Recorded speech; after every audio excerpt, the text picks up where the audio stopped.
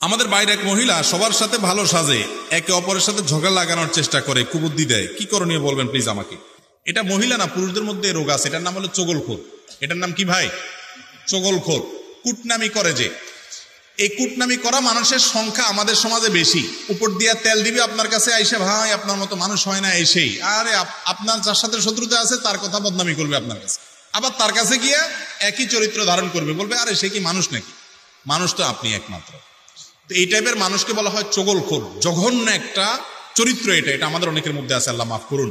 বরং আপনার কাজ হবে মানুষের কাছে গিয়ে তার প্রশংসা না করে, পারলে তার ত্রুটিটা বলেন সুন্দর করে, যাতে সে সংশোধন হতে পারে।